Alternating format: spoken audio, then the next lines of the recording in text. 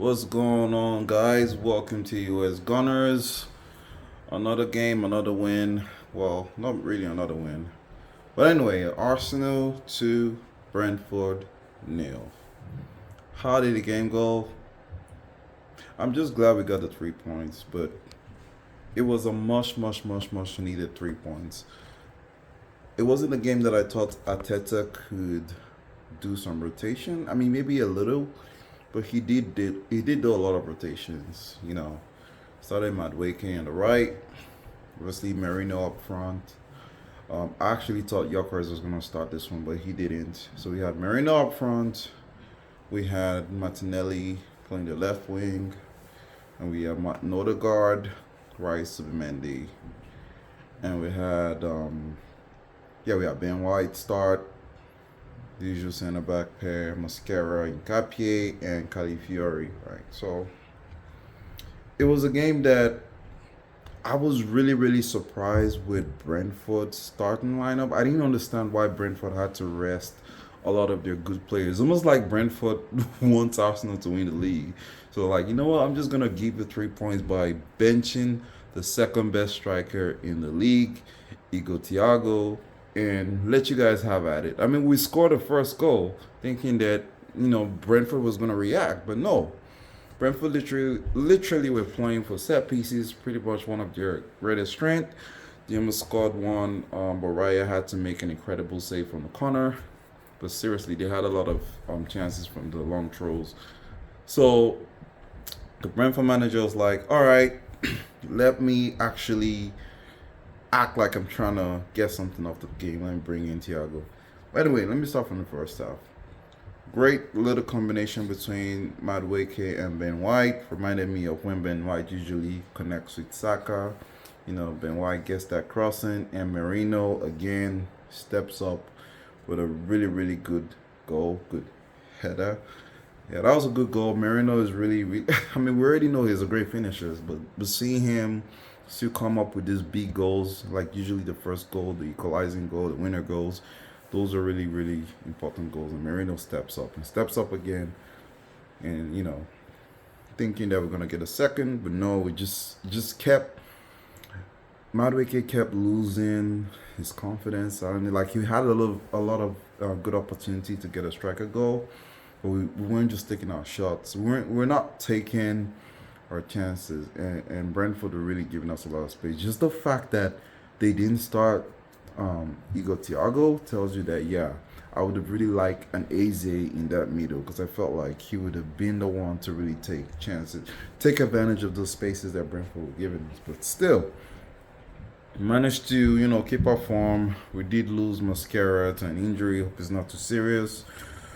Timber comes in, plays the center back, which he normally does for Netherlands, and we have Ben White staying right back. Second half starts, and still flat. Arsenal not taking advantage of the position and the spaces Brentford were giving us, and we just kind of felt like it's gonna be one of those games like the Crystal Palace game, or even the Carabao Cup game, whereby we score the first goal and we just drag it on and we kill the game in the second half. I had a feeling it was gonna be like that, but still, I wasn't gonna take any chances because of how we can win. It was a must-win game, and good thing is, well, not really the good thing. Well, the good thing was we did get Eze, and I think they removed Odegaard. No, Odegaard stayed. We got Eze in, Martinelli went out, and Saka comes in for Madueke. That was a much needed substitution. And the good thing is we did that at the same time. Brentford decided to bring in their much more attacking threat in, like the Thiagos, the Henderson, and still you could tell that Brentford was still playing for the set piece, and they had a much one of the second best strikers in the league, Thiago, up there. But Bukayo Saka did his thing, and he had a couple of chances where he should have got us 2 goal up, but USGoonerz comes in later on for Mary. No, for who is it coming for? Yeah, coming for Declan Rice. Declan Rice kind of had like a knock.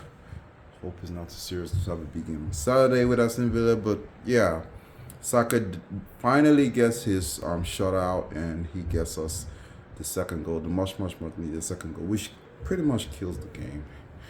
And yeah, Arsenal get the win. It wasn't much. It wasn't a comfortable win, but I would say it was a win that Brentford didn't put up a fight. You know, they just kind of gave us that game. So I'll take it. I'll take 3 points any day. Puts us 5 points clear of Man City again. Chelsea thinking they're the title contenders, lost to Leeds, which was a freaking beautiful scene. Now we go to the Villa Park. Been a tough ground. The Villa won their game, so it's another first versus third. But this is the one game that a draw is not acceptable. We just have to really go and beat Villa in Villa Park.